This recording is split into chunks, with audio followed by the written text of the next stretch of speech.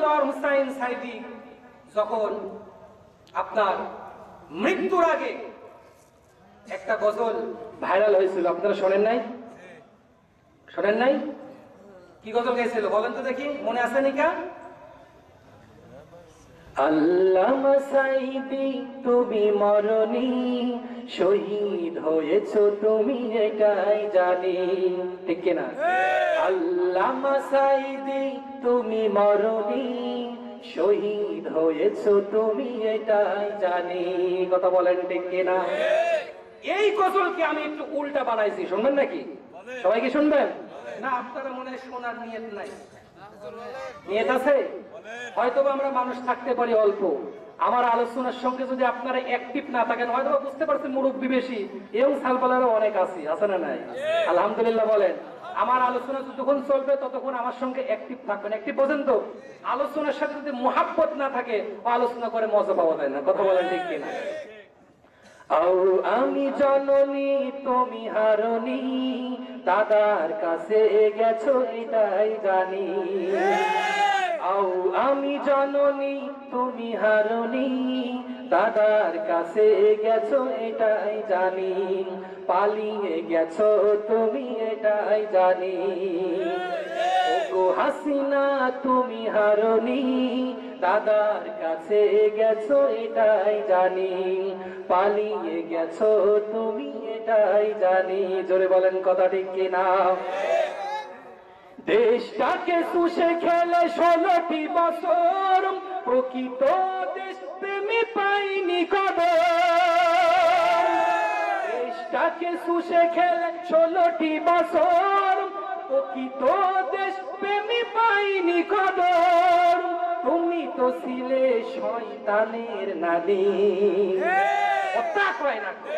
তুমি তো ছিলে শয়তানের নানি, হারিয়ে গেছো তুমি এটাই জানি, পালিয়ে গেছো তুমি এটাই জানি।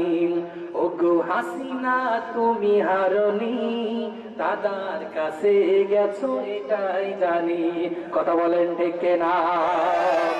পালিয়ে গেছো তুমি এটাই জানি।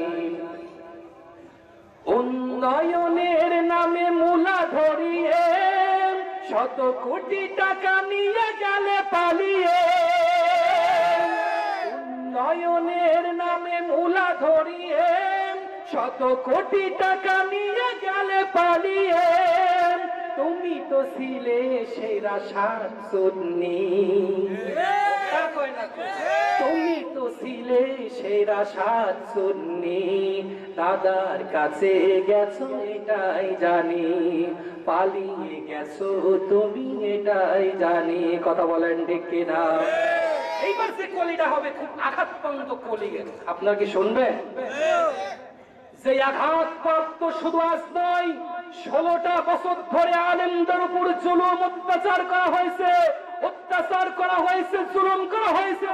সেই নাস্তিক জুলুম করেছে, বাংলার জমিন থেকে পালিয়ে তোমার ঠাঁই হবে না।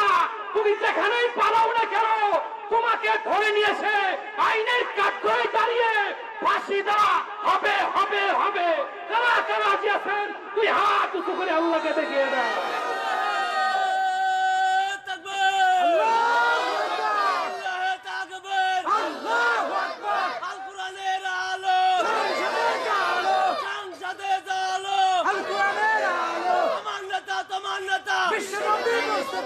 ইসলামের শত্রুরা হুঁশিয়ার সাবধান, আলেমদের শত্রুরা হুঁশিয়ার সাবধান।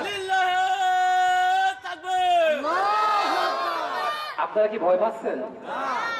আমাদের আর ভয় নাই, আছে আর ভয় নাই। কারণ যখন বাংলার জমিনে ছিলাম আমাদের মুখে তালা মারা হয়েছিল, কথা বলেন ঠিক কিনা? হুজুররা যদি আলেমদের, যদি নাস্তিকদের বিরুদ্ধে কথা বলতো, জালসার মঞ্চ থেকে নিয়ে কারাগারে বন্দী করা হতো, কথা বলেন ঠিক কিনা? আর ভয় নাই। হুজুরদের উপরে গাদ্দারি করতে এসো না। যদি গাদ্দারি করতে আসো, জানাজারের সময় ওযুবিহীন জানাজার করানো হবে, কথা বলেন ঠিক কিনা? দরকার হয় পিশাব পায়খানা করে এসেও জানাজার করাবো, কথা কয় না? কথা বোঝেন না? হুজুরদের সঙ্গে গাদ্দারি করতে এসো না, মামুর বাড়ি দিল্লি গিয়ে ওঠাই হবে না। কথা বলেন ঠিক কিনা? আমার ভাইয়া লক্ষ্য করুন, শেষ করে শুনবেন।